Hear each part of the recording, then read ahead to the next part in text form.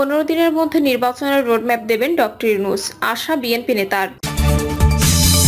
এদিকে যুক্তরাজ্যে প্রধান উপদেষ্টার সফর, হবে কি ইউনূস তারেক বৈঠক? জানাবো দলের কাউকে ব্যক্তিগতভাবে টাকা না দেওয়ার আহ্বান এনসিপির। জানিয়ে দিব ঋণ শোধ করার মতো বাজেট, বলছেন আমিনুল হক।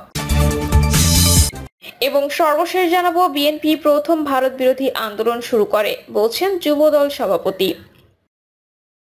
শুনছিলেন সংবাদ শিরোনাম, এবারে বিস্তারিত। 15 দিনের মধ্যে নির্বাচনের রোডম্যাপ দেবেন ডক্টর ইউনূস, আশা বিএনপি নেতার। বিএনপির সহশিল্প ও বাণিজ্য বিষয়ক সম্পাদক এবিএম আশরাফ উদ্দিন নিজান বলেছেন, অবিশ্বাসীরা সবসময় আশপাশে থাকে, অবাধে অবিশ্বাসীরা সবসময় ক্রিটিক্যাল পরিবেশ সৃষ্টি করতে চায়, নিজের সফলতাকে তারা নষ্ট করে দেয়, এরকম মানুষও আছে। বাংলাদেশ সবসময় এসব সমস্যার মুখোমুখি হয়েছে। আশা করি আগামী 15 দিনের মধ্যে আমাদের নেতা নোবেল বিজয়ী ডক্টর মোহাম্মদ ইউনূস বিচার ব্যবস্থার রোডম্যাপ দেবেন। আশরাফ উদ্দিন নিজান বলেন, দলের কর্মী হিসেবে নয়, একজন রাজনীতিবিদ ও ফিলোসফির ছাত্র হিসেবে এটি আমি বিশ্বাস করি। আগামী 2 সপ্তাহের মধ্যে বাংলাদেশ আকাশ একদম চকচকে হয়ে যাবে, নির্বাচনের জন্য সবাই নেমে যাবে, তখন আইন শৃঙ্খলা পরিস্থিতি স্বাভাবিক ও সব বিশ্বাস অবিশ্বাস কেটে যাবে। তিনি আরো বলেন, 10% আওয়ামী লীগ ছাড়া বাংলাদেশের 90% মানুষ ডক্টর ইউনূসকে নিরঙ্কুশ সমর্থন দিয়ে এনেছে। সারা বিশ্ব যাকে ভালো মানুষ মনে করে, উনার 3-0 ফিলোসফি সারা বাংলাদেশে সমাদৃত। সেই মানুষ কাউকে এস্টাবলিশ করার জন্য নির্বাচন নিয়ে কিছু করতে পারে, তা আমি বিশ্বাস করি না। যুক্তরাজ্যে প্রধান উপদেষ্টা সফর, হবে কি ইউনূস তারেক বৈঠক? 4 দিনের সরকারি সফরে যুক্তরাজ্য যাচ্ছেন বাংলাদেশের প্রধান উপদেষ্টা মোহাম্মদ ইউনূস। আগামী 10 থেকে 13 জুন পর্যন্ত চলবে এই সফর। সফরের অংশ হিসেবে রাজা তৃতীয় চার্লসের সঙ্গে সাক্ষাৎ ও সম্মানজনক পুরস্কার গ্রহণ ছাড়াও অন্যান্য কূটনৈতিক বৈঠক রয়েছে তার সূচিতে। তবে এই সফর ঘিরে রাজনৈতিক মহলে সবচেয়ে আলোচিত বিষয় হলো বিএনপির ভারপ্রাপ্ত চেয়ারম্যান তারেক রহমানের সঙ্গে প্রধান উপদেষ্টার সম্ভাব্য বৈঠক। সরকার ও বিএনপির মধ্যকার নির্বাচন সংক্রান্ত রোডম্যাপ নিয়ে মতপার্থক্যের প্রেক্ষাপটে এমন একটি বৈঠকের গুঞ্জন আরও তাৎপর্যপূর্ণ হয়ে উঠেছে। তবে পররাষ্ট্র মন্ত্রণালয়ের এক ঊর্ধ্বতন কর্মকর্তা ইঙ্গিত দিয়েছেন, তারেক রহমান বা বিএনপির পক্ষ থেকে আগ্রহ দেখালে বৈঠকের আয়োজন হতে পারে। তিনি বলেন, ওই ধরনের অনুরোধ এলে পররাষ্ট্র মন্ত্রণালয় আনুষ্ঠানিকভাবে বৈঠকের ব্যবস্থা করবে। প্রধান উপদেষ্টার সরকারি সফরের সূচিতে যা রয়েছে, সফরকালীন সময়ে প্রধান উপদেষ্টা ব্রিটিশ রাজা তৃতীয় চার্লসের সঙ্গে সাক্ষাৎ করবেন বলে আশা করা হচ্ছে। এছাড়া যুক্তরাজ্যের প্রধানমন্ত্রী স্যার কিয়ার স্টারমার, পররাষ্ট্রমন্ত্রী ডেভিড ল্যামি সহ শীর্ষ পর্যায়ের নেতাদের সঙ্গে দ্বিপক্ষীয় বৈঠক অনুষ্ঠিত হবে।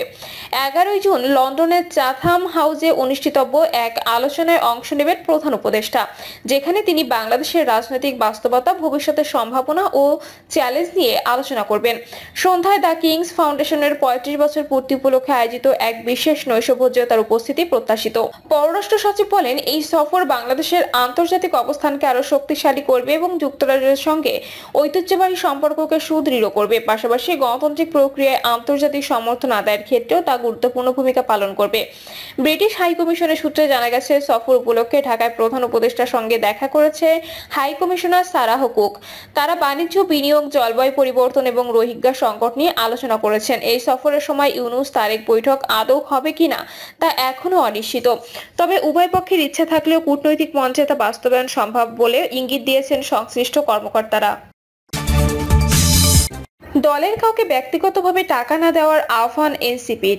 বাংলাদেশের রাজনৈতিক সংস্কৃতিতে আর্থিক স্বচ্ছতা ও জবাবদিহির বিষয়টি নিশ্চিত করতে চায় জাতীয় নাগরিক পার্টি, আর তাই নিজেদের আর্থিক ও তহবিল পরিচালনা নীতিমালা তৈরি করেছে দলটি, এমনটা জানিয়েছেন দলটির নেতারা। ওয়েবসাইটে গিয়ে ব্যাংকিং চ্যানেলে মোবাইল ব্যাংকিং এর মাধ্যমে অথবা সরাসরি রসিদ সংগ্রহ করে এনসিপিকে আর্থিক অনুদান দেওয়া যাবে। দলের কাউকে ব্যক্তিগতভাবে টাকা না দেওয়ার অনুরোধ জানিয়েছেন এনসিপি। জুলাই আন্দোলন ক্রাউড ফান্ডিং বা গণচাঁদা থেকে পরিচালিত হয়েছিল উল্লেখ করে নাহিদ ইসলাম বলেন, এনসিপি তাদের আর্থিক ব্যবস্থাপনাকে প্রাতিষ্ঠানিক ব্যবস্থাপনার উপর দাঁড় করাতে চাচ্ছে। তিনি বলেন, আমরা এটাকে এখন ডিজিটাল একটা ফরম্যাটে নিয়ে আসার চেষ্টা করছি। ট্র্যাডিশনাল গণচাঁদা অব্যাহত থাকবে, আর ডিজিটাল সিস্টেমে আমরা আমরা দেশ ও দেশের বাইরে থেকে একটা ফান্ডিং পাবো। যারা এনসিপি কে সাহায্য করতে চান তাদের কেউ যেন ব্যক্তিগতভাবে কাউকে টাকা না দেন, সেই আহ্বানও জানান নাহিদ। তিনি বলেন, আমাদের ফাইন্যান্স টিম ও অ্যাকাউন্ট নম্বরের বাইরে কোনো প্রতিষ্ঠান বা কারোর কাছে এনসিপি বা আমাদের ছাত্রদের নাম কেউ যদি ব্যবহার করেন সেটিও আমাদের দপ্তরের শৃঙ্খলা কমিটিকে জানালে আমরা যথাযথ ব্যবস্থা নেব। কারণ অনেক জায়গায় আমাদের নাম ব্যবহার করে অনেক ধরনের অনৈতিক সুবিধা নেওয়ার চেষ্টা করা হয়েছে, আবার একই সঙ্গে আমরা মিডিয়া ট্রায়ালেরও শিকার হয়েছি। নাহিদ বলেন, বাংলাদেশের রাজনৈতিক সংস্কৃতিতে পেশি শক্তির ব্যবহার, চাঁদাবাজি, টেন্ডারবাজি সবকিছুর মূলে অর্থ। দেশের রাজনৈতিক দলগুলো তাদের আর্থিক বিষয় প্রকাশ করে না। দলগুলোর আর্থিক স্বচ্ছতার বিষয়টি নিয়ে আসতে হবে। নির্বাচন কমিশনকে এটার জন্য কঠোর হতে হবে। ঋণ নিয়ে ঋণ শোধ করার মতো বাজেট, বলছেন আমিনুল হক। বিএনপির কেন্দ্রীয় ক্রীড়া বিষয়ক সম্পাদক, ঢাকা মহানগর উত্তরের আহ্বায়ক আমিনুল হক বলেছেন, অন্তর্বর্তী সরকার তারা স্বৈরাচার সরকারের মতো ঋণ নিয়ে ঋণ শোধ করার মতো বাজেট পেশ করেছে।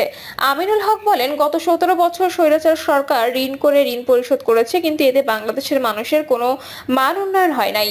বাংলাদেশের মানুষ গত 17 বছর তারা যে আন্দোলন করেছে, সংগ্রাম করেছে, বাংলাদেশের মানুষের আন্দোলন সংগ্রামের মূল্যায়ন করে বাজেট দিতে এই অন্তর্বর্তীকালীন সরকার ব্যর্থ হয়েছে।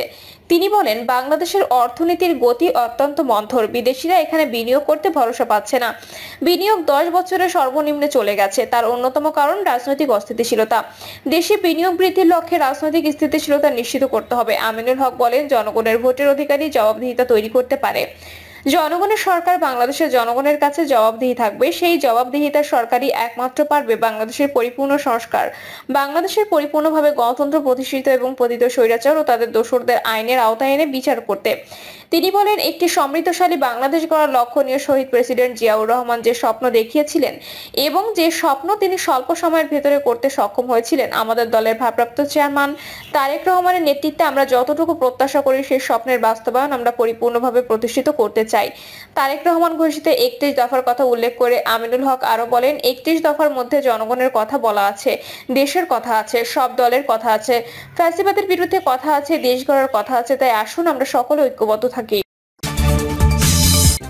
বিএনপি প্রথম ভারত বিরোধী আন্দোলন শুরু করে, বলছে যুবদল সভাপতি। বাংলাদেশে বিএনপি প্রথম ভারত বিরোধী আন্দোলন শুরু করে বলে মন্তব্য করেছেন জাতীয়তাবাদী যুবদলের সভাপতি আব্দুল মোনায়েম মুন্না।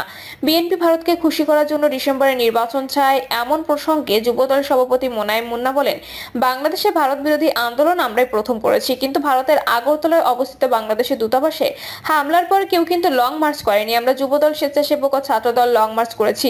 আখাউড়া সীমান্তে 0 পয়েন্ট পর্যন্ত আমরাই গিয়েছি। যারা এখন বড় বড় কথা বলছে তারা কেউই প্রতিবাদ করার সাহসও দেখায়নি। তিস্তা চুক্তির ন্যায্য হিসা নিয়ে বিএনপি নেতৃত্ব আন্দোলন করেছে উল্লেখ করে তিনি বলেন, কিছুদিন আগে তিস্তার ন্যায্য অধিকার আদায়ের জন্য বিএনপি টানা কর্মসূচি পালন করেছে। তিস্তা চুক্তি বাস্তবায়নের দাবিতে 10 লক্ষাধিক সাধারণ মানুষের উপস্থিতি করেছে বিএনপি। সমাবেশ প্রধান অতিথি ভাষণ দিয়েছিলেন আমাদের ভারপ্রাপ্ত চেয়ারম্যান তারেক রহমান। ভারত বিরোধী এমন শক্ত অবস্থানের পর আমরা কিভাবে ভারতের দালালি করছি নাকি ওরা করছে, ওদেরকে জিজ্ঞাসা করুন। তিনি আরো বলেন, জিয়াউর রহমান ও ভারতের ফারাক্কা বিরোধী লং মার্চ করেছিলেন মাওলানা ভাসানীকে নিয়ে। সুতরাং আমরাই ভারত বিরোধী অবস্থানে আছি। আমরা প্রতিবেশীর সঙ্গে সুসম্পর্ক রাখতে চাই। প্রতিবেশী কি বললো আমরা গুরুত্ব দিচ্ছি না, আমরা নির্বাচন চেয়েছি। তারা কি বলছে তাদের কথার সঙ্গে আমাদের কথার মিল আছে কি নেই সেটা তো আমরা হিসাব করে কথা বলছি না, আমরা আমাদের জায়গা থেকে বলছি। কয়েকদিন আগে জাতীয় নাগরিক পার্টির মুখ্য সমন্বয়ক নাসির উদ্দিন পাটোয়ারি বিএনপিকে উদ্দেশ্য করে সামাজিক যোগাযোগ মাধ্যমে স্ট্যাটাসে লেখেন, ডিসেম্বরের মধ্যে যারা নির্বাচন চাইছে তারা রাষ্ট্রকে অস্থিতিশীল করছে। এই ধরনের হুমকি তরুণরা মেনে নেবে না। যারা ক্ষমতালোভী বেহুশ হয়ে আছেন তাদের হুঁশে ফেরার আহ্বান জানাচ্ছি। প্রিয় দর্শক, এই ছিল এখনকার সর্বশেষ সংবাদ। আপডেট সব সংবাদ পেতে চ্যানেলটি সাবস্ক্রাইব করে বেল আইকনটি ক্লিক করে রাখুন।